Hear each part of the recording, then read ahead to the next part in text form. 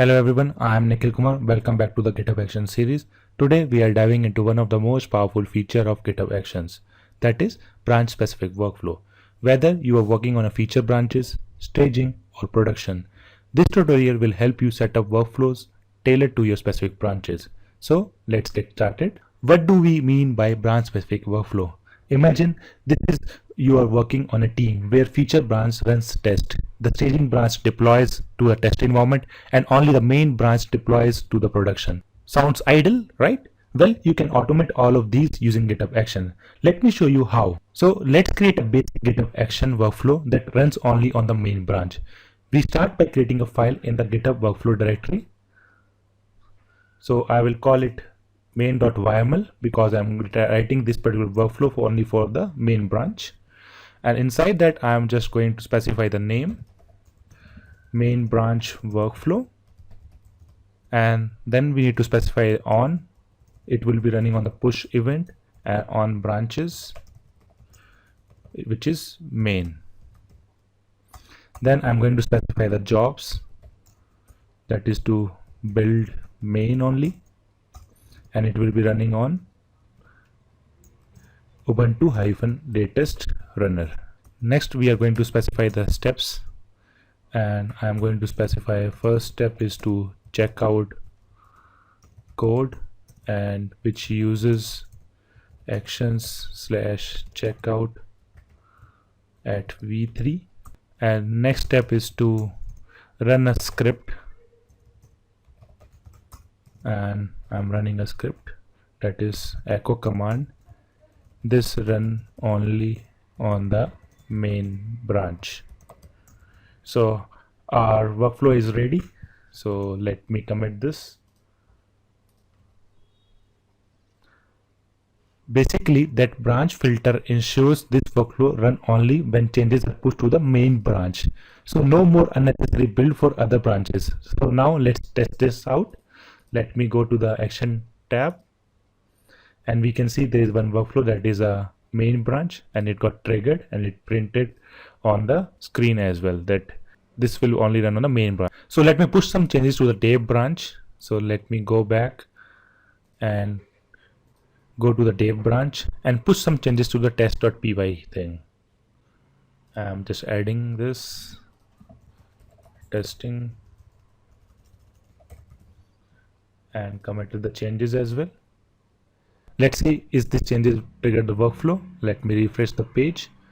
If you see, nothing happened here, and if we click on the all workflow, we can see the test.py have triggered the PyLint as well as it triggered the Ansible lint, but it didn't trigger the any workflow inside the main branch workflow, because that workflow is only looking for the main branch changes, not for the another branches. Now let's take it up a notch. What if you want different workflow for different branches? For example, you might want to run test on all feature branches but deploy only from main branch. So here's how you can do that. Let me go back to the code and add another workflow, that is feature.yml,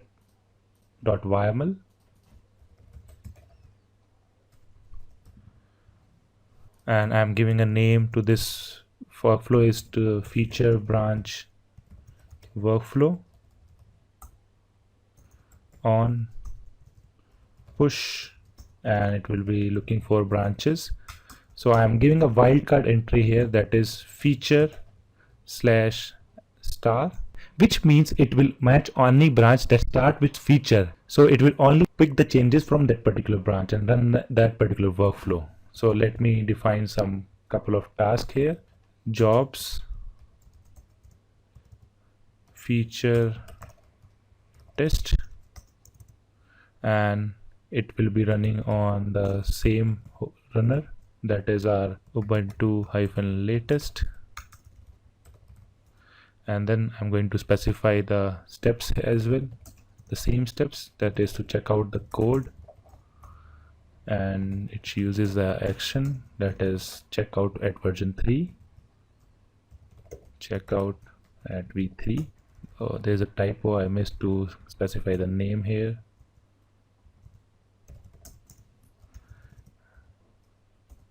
And another step is to print something, that is run test run echo running test from feature branch. So let's commit these changes as well. And if we go back to our actions tab, we can see another workflow. Let me refresh it. It didn't trigger it because we haven't pushed any changes to the feature branch. But if you see, we can see the changes in the Ansible lint run workflow and the pylint workflow. So let me go back to the feature branch. I have already created one feature branch, that is feature/test1, and let me push some changes to this one as well. So let me push some changes, that is testing.